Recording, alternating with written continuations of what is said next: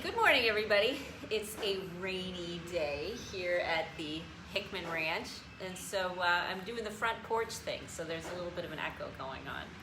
But good morning and happy Monday. I'm really happy you're here. I'm thrilled you're joining me. I'm glad you're watching this.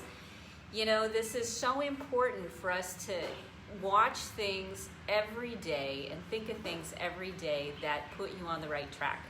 You know, what will get you the most, what will bring you down the most is when you get emotionally isolated from other people, isolated in your own head. When all that stuff happens, you know, we start to create all sorts of stories and delusions and paranoid things, and wounds come up, and you get really lost.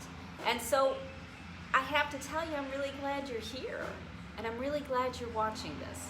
Because, you know, you've been brainwashed by society long enough, and it's time that you started to choose what you want to think and how you want to live your life. And because you're here, I'm just so grateful that you're taking that step. It's awesome. So, who am I? I'm Rita Hickman, body-mind expert, shiatsu massage therapist, and I help women who are narcissistic and toxic relationships. I do live streams. I have a small Facebook group, private coaching group that I do. I do one-on-one coaching, and then I talk to people and connect with people throughout. And in my personal practice, I have a brick and mortar practice too. So today the topic is should you change for a narcissist? Now that's actually a really hot button for a lot of people because it's not fair. It's never fair if you've been victimized that you have to change for somebody else. I'm totally on board with that. You know, you've had experiences where you've probably been spending years, if not most of your life, with a narcissist telling you that you need to be different, you need to change, you need to be more compassionate, you need to be more caring, you need to be more understanding, you're the one who doesn't get it. When all along you're giving more and more of yourself, trying to be that person that you want to be, and in hopes that it will change things around. Well, that's a very beautiful idea, and with some people and in some relationships it's completely effective, you know, and helpful, because they're people who are able to be in a healthier, happier relationship. But if you're watching this, you've probably had narcissists in your life who are the complete opposite. They're pretty much focused, for whatever reason, either because of mental health or physical health or other challenges like that.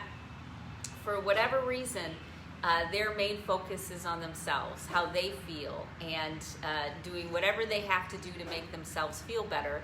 And most of their tools include, you know, control, manipulation, getting angry, acting out, threats, all sorts of stuff. You know, getting attention from other people. It's really kind of crazy. So let me start with a story. There's this wonderful woman that I worked with, and she was married to a cop.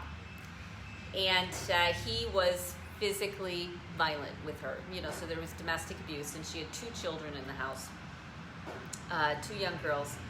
And he would spend the time over and over telling her that she was the one with the problem. Does that sound familiar?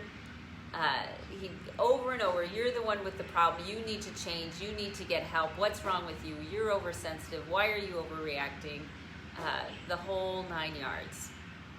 So, in order, you know, to keep the peace, she went and she got help. And lo and behold, she did start to change. And she did start to heal. And she started to get stronger and smarter. And she started to heal the wounds that were underlying why she was in this relationship in the first place. She started to develop a support system. She started to think new ideas, think beyond what she'd been thinking before. And she started to love and respect herself.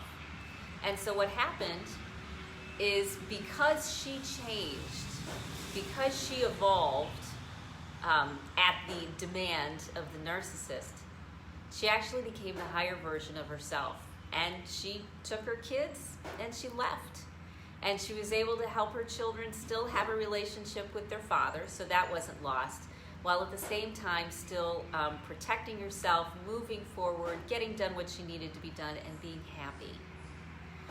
So she is an amazing story, and all of this happened even before I met her.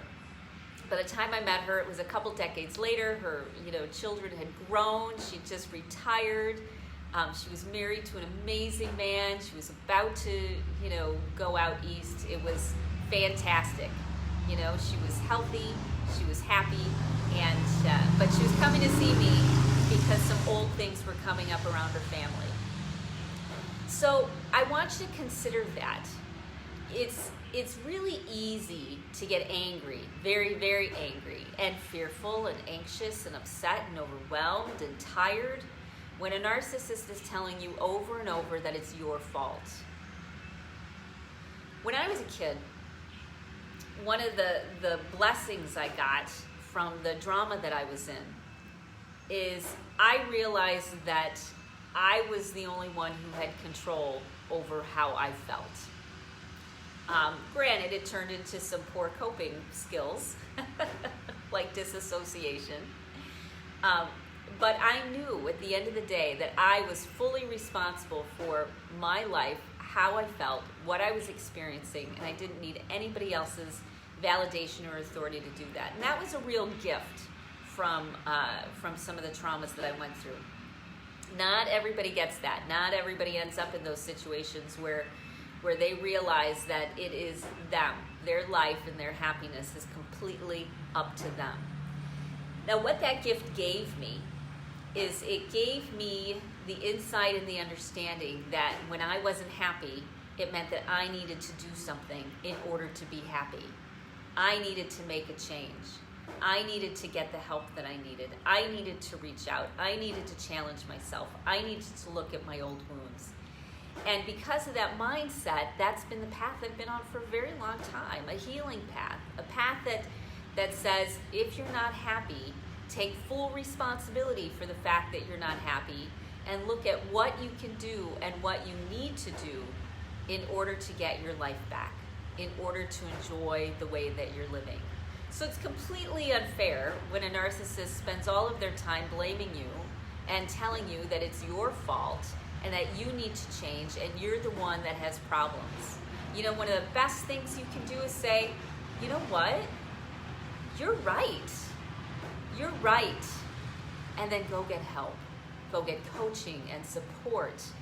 Start getting healthier mentally, emotionally, and physically. Start respecting the experiences that you want. Start developing your support system. Get good psychologists and healers and energy healers and get all of that out there. And when you get those components, I like to call them 5 pillars. They're related to the 5 elements of Asian medicine. When you get all of those, those 5 pillars in place, both inside you and outside of you, when that happens, you evolve. So it's not a stair step of I need to do this first and that second and this third. It's more like when you work on these areas and you kind of flip around between them, you will start to become the person. You will start to change for you. You're changing for you. Maybe it started because the narcissist told you that you were nuts and that there was so much pressure that you were crazy that you decided to cave and do it. Fine. Who cares? Who cares what the reason is? Because what's going to happen is you are going to take your life back. You are going to find the happiness and the peace that you deserve. You're going to learn how to navigate this life. You're going to learn how to have relationships, develop communication skills. You're going to learn how to respect yourself, and you're going to start surrounding yourself with people who have the ability to love you in the way that you need to be loved. Okay? So, should you change for a narcissist? You know what? If that's what gets you moving, if that's what gets you starting to make those changes, yes, you should. But at the end of the day, you're the one who wins. You're the one who benefits. You're the one who discovers how to be happy. And you leave the narcissist in the dust, in their own stuff. and you develop the ability to move forward, to create a life that you love, a life that makes you happy, okay? So what's your homework assignment today? Wow, it's really loud out here. There must be construction on my street. Sorry about that.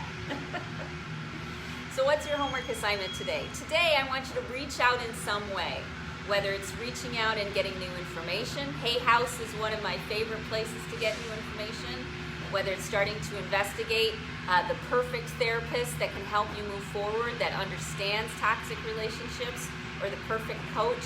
Whether you reach out in the Healthy Mindsets for Narcissists group and share your story and look to develop connections, because they're super nice people. Whether you reach out to me, set up a call so that we can come up with a strategy plan to help you heal, to help you, stop wasting your life spinning your wheels and really be happy. We come up with a strategy plan together. It's totally cool, okay? So, have a great rest of your day. Make sure you reach out, and if you feel stuck, message me, and we'll figure something out, okay? And we'll get you a strategic plan created. So I hope you have a great rest of your day, and I'll talk to you later. Bye.